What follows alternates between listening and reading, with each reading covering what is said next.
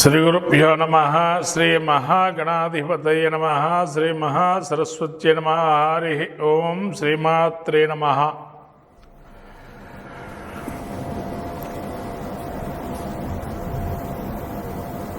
ప్రేక్షకులందరికీ కూడా ఈ యొక్క షష్టగ్రహ కూటమి మనకు గ్రహాల యొక్క కలయిక అనేది చాలా ప్రాముఖ్యమైంది. ఎందుకంటే నిత్య జీవితంలో మానవుడికి ప్రతినిత్యము కూడా నవగ్రహాల యొక్క కదలికల వల్ల తత్ఫలితాలు అనేవి జరుగుతూ ఉంటాయి.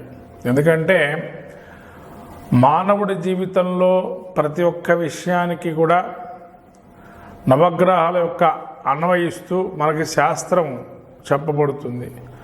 మానవుడి యొక్క లక్షణాలు, స్వభావాలు, శరీర లక్షణాలు కావచ్చు, అంటే ఇవన్నీ కూడా మానవుడి యొక్క కదలికలు, వాళ్ళ యొక్క స్వరూపాలు, ఇవన్నీ కూడా గ్రహాల యొక్క ప్రభావాన్ని బట్టి ఉంటాయి.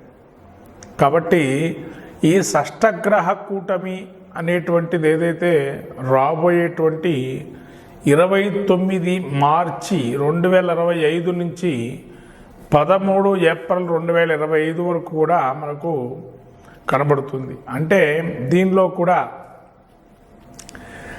చంద్రుడు కేవలము 2 రోజుల పాటు మరకే ఈ యొక్క షష్టగ్రహ కూటమిలో అంతర్భాగంగా ఉండి తదుపరి పంచగ్రహ కూటమిగా ఆ యొక్క మీనరాశిలో గ్రహాలన్నీ ఏవైతే ఉన్నాయో ఆ గ్రహాలన్నీ కూడా సంచారం జరుగుతుంది. ముఖ్యంగా మరొక ఈ విశ్వవసునామ సంవత్సరానికి ప్రత్యేకంగా పంచగ్రహ కూటమితో ఉగాది అనేది కూడా మనకు వచ్చింది. అంటే ఇక్కడ మనం ఉగాదికి ప్రాముఖ్యం కన్నా పంచగ్రహ కూటమి యొక్క షష్టగ్రహ కూటమి యొక్క ప్రాముఖ్యాన్ని చెప్పుకోవటం మంచిది. ముఖ్యంగా షష్టగ్రహ కూటమి ఈ యొక్క గ్రహస్థితి చూసినట్టయితే ముఖ్యంగా మనకు ఆ సమయంలో ఏదైతే 29వ తారీఖు నుంచి మార్చి 13వ తారీఖు ఒక గ్రహస్థితి ఏదైతే పంచగ్రహ కూటమి షష్టగ్రహ కూటమి అనుకుంటున్నామో ఆ గ్రహ కూటమి చూసినట్టయితే మీనరాశిలో మనకు రవి, శని, బుధుడు, శుక్రుడు, రాహువు, చంద్రుడు ఈ యొక్క గ్రహాలన్నీ కూడా మీన రాశిలో సంచరిస్తున్నాయి ఆ సమయంలో. అట్లాగే చంద్రుడు మాత్రము 29 నుంచి 1వ తారీఖు అంటే ఆ యొక్క అశ్విని నక్షత్రానికి ప్రవేశిస్తున్నాడు. కాబట్టి పంచగ్రహ కూటమిగా అప్పటి నుంచి మనకు గోచరిస్తుంది. అంటే ముఖ్యంగా చెప్పబడుతుంది ఏంటంటే కొన్ని రాసుల వారికి శుభయోగంగా, కొన్ని రాసులకి మిశ్రమ ఫలితాలుగా, కొన్ని రాసులకి అశుభయోగంగా చెప్పబడుతుంది. అంటే ఇక్కడ శుభ అశుభ మిశ్రమ ఫలితాలకు వచ్చేటప్పటికి ఏంటంటే ప్రతి ఒక్క గ్రహానికి ఉచ్చస్థానము, నీచస్థానము, స్వక్షేత్రము, మూల త్రికోణాలు, అలాగే అధిరోహణ అవరోహణ క్రమాలు ఇవన్నీ కూడా మనకు చెప్పబడ్డాయి జ్యోతిష్ శాస్త్రంలో. అట్లాగనే హస్తంగత్వము అనేది కూడా మనకు ఒక గ్రహం వక్రీకరించడం, హస్తంగత్వం ఇవన్నీ కూడా మనము చూస్తుంటాం. దానిలో ముఖ్యంగా రాబోయేటువంటి 29వ తారీఖులో ఏదైతే ఉన్నాయో ఆ యొక్క గ్రహాల్లో ముఖ్యంగా వక్రగతిని వీడి శుక్రుడు రుజ్జు మార్గంలో ప్రవేశిస్తున్నాడు అనేది మనకు ఒకటి తెలియజేస్తుంది. 28వ తారీఖు వరకు కూడా శుక్రమౌఢ్యం ఉంది. కాబట్టి శుక్రమౌఢ్యమి తర్వాత మనకు శుక్రుడు రుజ్జు మార్గాన్ని ప్రవేశిస్తూ ఉన్నాడు. అట్లాగే రవి మనకు ప్రతి మాసమందు ఒక్కసారి తన యొక్క రాశి సంచారాన్ని మారుతుంటాడు. కాబట్టి రాబోయే ఆ యొక్క మాసంలో మీనరాశిలో సంచారం చేస్తూ రవి ఉన్నాడు. అట్లాగే చంద్రుడు ప్రతి 2.5 రోజులు కూడా తిరుగుతుంటాడు. కాబట్టి అక్కడ 2.5 రోజుల పాటు 2 రోజుల పాటు ఉండి తదుపరి మేషరాశిలో సంచారం చేస్తున్నారు. అట్లాగే ఈ యొక్క బుధుడు కూడా నీచ స్థితిలో మీన రాశిలో సంచారం చేస్తున్నాడు. అట్లాగే శని 29వ తారీఖు నుంచి మీన రాశి సంచారం ప్రవేశిస్తున్నాడు. అంటే జన్మస్థ శని సంచారం జరుగుతుంది. ఇక రాహు మనకు మొదటి నుంచి కూడా రాహు మీనంలోనే ఉన్నాడు. అంటే ఇటువంటి గ్రహ సంచారం చూసినట్టయితే ముఖ్యంగా మీన రాశి వారికి జన్మస్థంలో ఇన్ని గ్రహాలు కూడుకున్నాయి అనేది చెప్పబడుతుంది. అయితే యోగ అవయోగాలు అనేవి మీకు ఇంతవరకు చెప్పాను. కొన్ని ఉచ్చస్థితిలో నీచస్థితి ఉన్నాయని చెప్పి, ఇక్కడ ఉచ్చస్థితి గ్రస్తులై ఉన్నటువంటి శుక్రుడు ఇక్కడ ఉన్నాడు, నీచస్థితిలో బుధుడు ఉన్నాడు. అట్లాగే మనకు స్వక్షేత్ర గతుడు అంటే ఇక్కడ ఎవరూ లేరు, సమక్షేత్రంలో శని సంచారం చేస్తున్నాడు. అట్లాగే రాహు శత్రుక్షేత్రంలో ఉన్నాడు, రవి మిత్రక్షేత్రంలో ఉన్నాడు, చంద్రుడు కూడా మిత్రక్షేత్రంలో ఉన్నారు. అంటే ఇక్కడ అన్ని గ్రహాల్లో ముఖ్యంగా చెప్పాలంటే 2 గ్రహాలు కొంత వ్యతిరేకమైన ఫలితాలు ఇచ్చే అవకాశం ఎక్కువగా కనబడుతుంది. మిగతా గ్రహాలన్నీ కూడా మంచి ఫలితాలు, శుభ ఫలితాలు ఇస్తున్నాయి.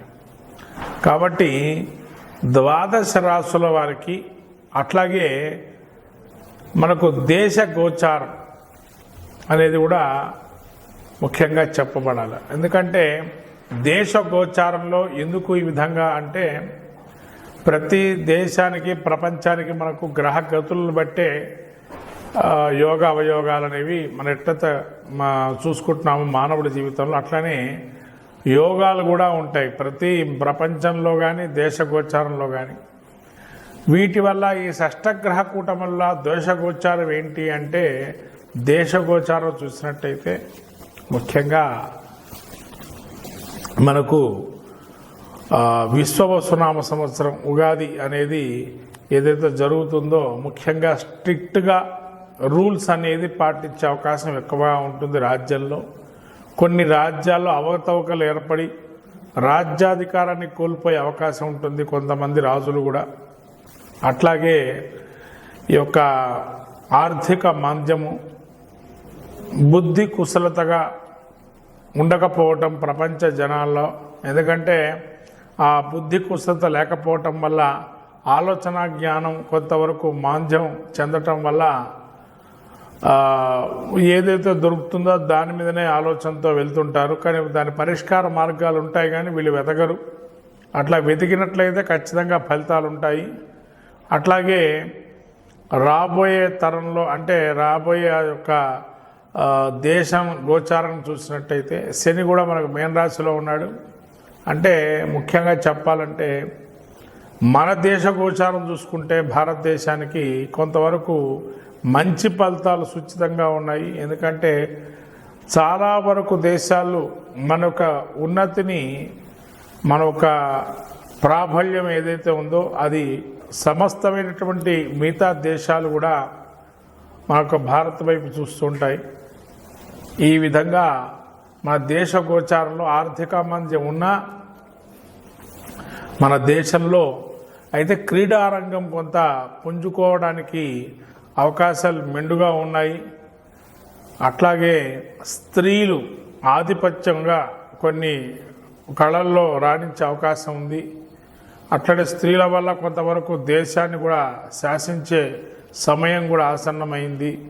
ఇవన్నీ కూడా కొంతవరకు మనకు కొన్ని మంచి ఫలితాలు రాబోయే అవకాశం ఉంది. అట్లాగే ఉపద్రవాలు కూడా ఉన్నాయండి దీనిలో. ముఖ్యంగా వృత్తులు అంటే ఏదైతే ఒక ఉద్యోగాన్ని కానీ ఒక వృత్తులు కానీ ఎంచుకునేటువంటి వారు ఎవరైతే ఉంటారో మార్పులు అనేవి కొన్ని జరుగుతుంటాయి. వృత్తిరీత్యా మార్పులు కావచ్చు, లేదా వాళ్ళు చేస్తున్న ఉద్యోగానికి సంబంధించిన మార్పులు కూడా కొన్ని కొత్త ధనమైనటువంటి మార్పులతో ముందుకెళ్ళటం అనేది అవకాశం ఉంటుంది. అట్లానే ఆధ్యాత్మిక రంగానికి తీసుకున్నట్లయితే ఈ యొక్క షష్టగ్రహ కూటమి ఏదైతే ఉందో ఆధ్యాత్మికంగా చాలా అద్భుతంగా గోచరిస్తుంది. అంటే ఆధ్యాత్మికత కూడా బాగా సంతరించుకుంటుంది అనే ఒక అవకాశం కూడా ఉంది. ఇది మనకు ఈ షష్టగ్రహ కూటమి వల్ల దేశ గోచారంలో ఒక విషయాలు. ఈ విధంగా 12 రాశుల ఫలితాలు చెప్పుకుందాం. కుంభరాశి వారికి ఈ యొక్క ధనిష్ట నక్షత్రం, శతభిష నక్షత్రం, పూర్వభద్ర నక్షత్రం ఈ కుంభరాశి యొక్క గ్రహస్థితికి పంచగ్రహ షష్టగ్రహ కూటమి 2వ స్థానంలో ఉంది. 2వ స్థానం శుభ అశుభ మిశ్రమంగా ఉంది. ఇది అంటే ద్వితీయ స్థానం అంత రవికి మిత్రక్షేత్రం అయినా కూడా అంత మంచిదేం కాదు. ఇది మిత్రక్షేత్రం మంచిది కానీ ద్వితీయ స్థానం అంత మంచిది కాదు. ధనస్థానము, కుటుంబ స్థానం, వ్యవహారాల్లో కొంత చికాకులు, చింతలు ఇవన్నీ కూడా మొదలయ్యే అవకాశం ఉంటుంది. అట్లాగే వీళ్ళకి ఏళ్ళనాటి శని ప్రభావం నుంచి కొంతగా బయటపడతారంటే ఇప్పుడు ప్రజలు ఒకటేసారి 100 కిలోలు మీ మీద బియ్యం సంచి కానీ లేకపోతే 100 కిలోలో 50 కిలోలో బియ్యం సంచిని మోయమంటే ఎంత బరువు ఉంది అంటే మోసేవాడికి అయితేనేమో పర్వాలే, మోయని వాడికి ఇచ్చేసేసి మోయండి అని అంటే ఎట్లా ఉంటుంది? ఇంత బరువు ఉందా అని అంటాడు. అంటే ఎవరు మోసినా మోయగలిగే శక్తి ఉంటుంది, కానీ వాడికి అది మొదటి నుంచి అది లేదు, మోసే శక్తి లేదు. అటువంటి వాడికి ఈ ఒక్కసారిగా బరువు తీసి పక్కకు పెట్టినట్టుగా ఉంటుంది ఈ పంచగ్రహ కూటమి ద్వితీయ స్థానంలో సంచారం వల్ల. అంటే అప్పటి వరకు బరువు మోసాము, మయ్యా రిలీఫ్ వచ్చిందే మాకు ఇవాళ అని చెప్పి ఒక పంచగ్రహ కూటం వల్ల మంచి నిర్ణయాలు అనేవి, మంచి దృక్పథంతో మీరు ఆలోచన ధోరణి మారుతుంది. అట్లాగే బుధుడు కూడా ద్వితీయ స్థానంలో మంచి ఆలోచనలు ఇస్తాడు. నీచ స్థితి వక్రీకరించున్నా కూడా అంటే ఇప్పటివరకు మనం చేసుకుంది మన కర్మ మనం అనుభవించామే, ఇప్పటి నుంచి మనం ఇంకా ఏం చేయాలనేది ఒక కార్యాచరణ చేసుకుందామన్న ఆలోచనతో ఉంటారు. అట్లనే శుక్రుడు ఉచ్చస్థితిలో ఉండడం వల్ల ధన రూపేణ కొంతవరకు ఆగిపోయిన సొమ్ము డబ్బు ఏదైతే ఉందో అది మళ్ళీ తిరిగి వచ్చే అవకాశం ఉంటుంది. అట్లాగే మీకు ఈ రాహు ద్వితీయంలో ఉండడం వల్ల కొంత ఇబ్బంది కూడుకున్నది విషయమైనా కానీ